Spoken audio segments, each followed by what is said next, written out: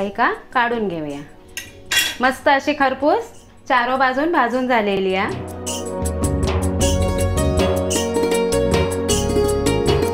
आता ह्या काही नरम राहत नाही, दुसऱ्या दिवशीपर्यंत ह्या चांगल्या कडक होतात। आता मी तुमका फोडून दाखवते। गरम गरम हा म्हणून ही नरम हा, थंड झाली की ही कडक होतली आणि मग मस्त लागतली चायतून। ही बघा सगळीकडे सारण भरला गेला, सगळीकडे सारण पोचला कोपऱ्यान कोपऱ्यान। तिळासारखा असावा स्नेह, तिळासारखा असावा स्नेह, गुळासारखी गोडी, ईश्वर सदा सुखी ठेव, स्नेह आणि शांतारामाची जोडी। अरे वा आता तिळाचं नाव आलं आणि तिळाचा उल्लेख आला म्हणजे झाला आपली तिळाची सुरुवात। आणि त्या तिळाचं म्हणजे आज मी करते तिळपोळी, म्हणजे तिळ गुळ पोळी। 2 वाटी गव्हाचं पीठ, 1 वाटी आधीच टाकलं होतं मी, आणि 1 वाटी मैदा घेतलंय। हे चवीपुरता मीठ, ह्यात थोडा थोडा पाणी घालायचा आणि पीठ आपण जरा घट्टसर मळून घ्यायचं। पुरणपोळीक मळतो ना तसं आहे, पातळ पीठ नाही मळायचं। एवढा घट पीठ व्हाया।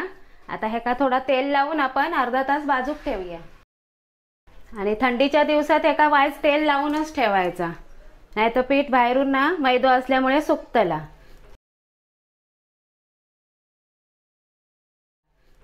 असं तेल चोळून ठेवायचा, हातीन घ्यायचा नाही। आता हे अर्धा तास येऊ आपण पिठाचा गोळो बाजूक ठेवूया।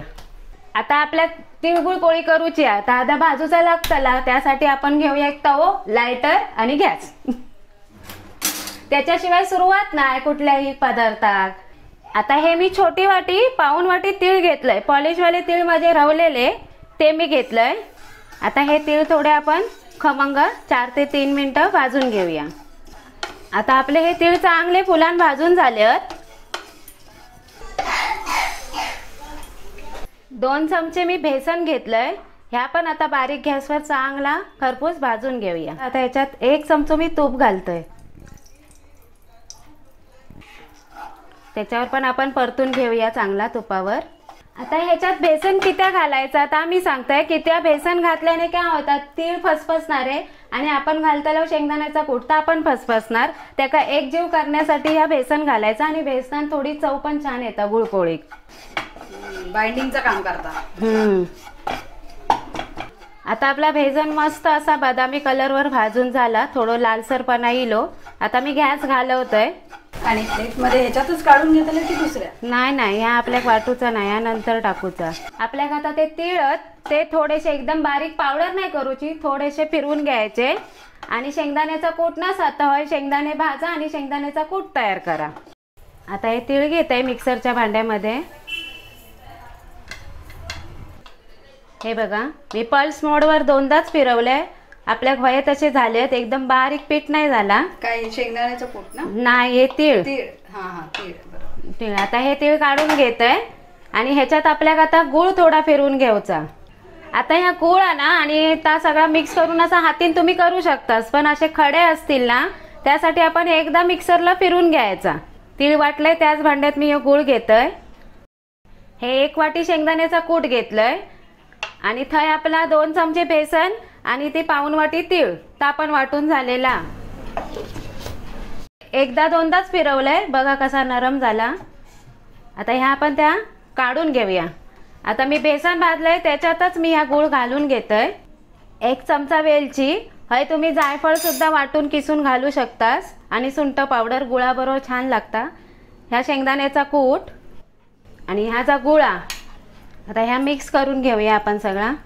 आता ह्या गुळ कसा आपण हातीन पण असा कुस्करला असतो याच्यामध्ये, पण थोडा वेळ लागलो असतो म्हणून मी पटकन मिक्सरला करून घेतलंय आणि त्याच ह्याच्यात घेतलंय ज्याच्यात मी तिळबिळ भाजलेलं आहे आणि बेसन त्याच्यात सगळं ह्या मिक्स केलंय। आता ह्या हातीन चांगला असा एकटाई करून घेऊया। आता ह्या सगळं आपला बघा एकटाई झाला, शेंगदाण्याचा कूट, तीळ, गुळ आणि वाईस 2 चमचे बेसन घातलं। आता ह्या तुमका दिसता या फसफशीत, पण जेवढी हाताची ऊब लागत ना तेवढा ह्या नरम होतला, चिकट होतला। पुरणपोळी सारखी जास्त जाड पण नाही आणि चपाती सारखी जास्त पातळ पण नाही आपल्या करूची। ह्या बघा किती तवला ता चकाकी इली त्याका। तसे आता मी हे गोळे करून घेते, मग तेवढेच आपल्या घे तिळपोळे करू येतील। आता तिळपोळी करूची आहे, त्याच्या आधी मी तवो आहे गरम करूक ठेवतोय. आता अर्धो तास झालो आपलं पीठ मळून.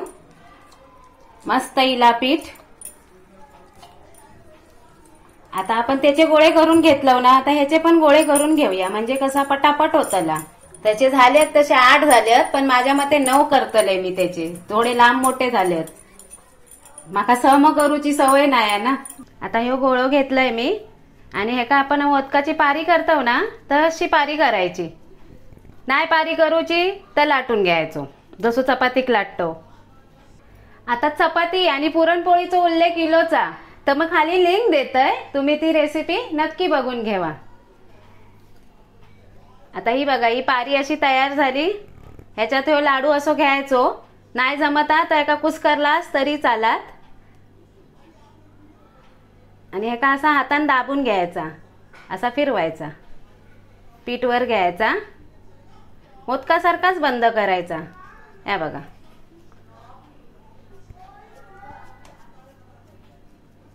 जरा आतला सारण कडक असता, त्यामुळे काही जास्त एकदम ही लाटता येत नाही, तरी पण प्रयत्न करायचो. आता मी मैद्याचाच पीठ घेतलंय लावूक. आधी आपण कडेकडे लाटत जायची.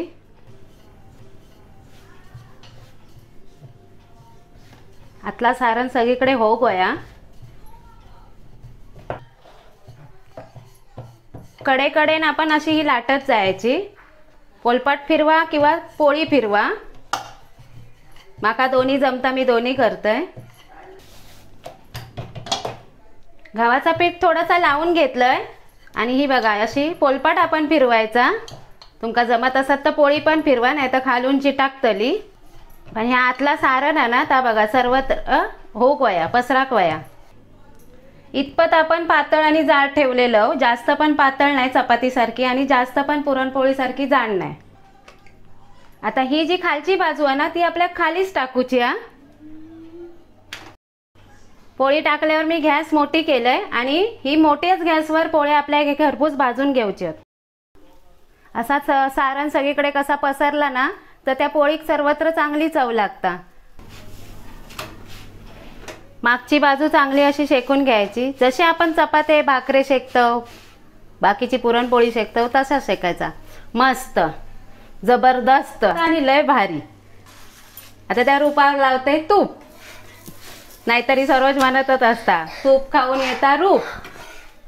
ह्या तिळपोळी कधी पण आहे ना, तुपाचो 1 चमचो लावायचो. जर तेल लावलास तर दुसऱ्या दिवशी असं खवट आणि उग्र वास येता तेलाचो. तुमका नाही आवडत असत तर लावलास तरी चालात.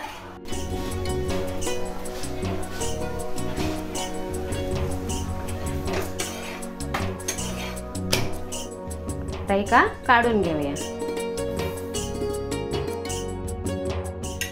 मस्त अशी खरपूस चारो बाजून भाजून झालेली आहे.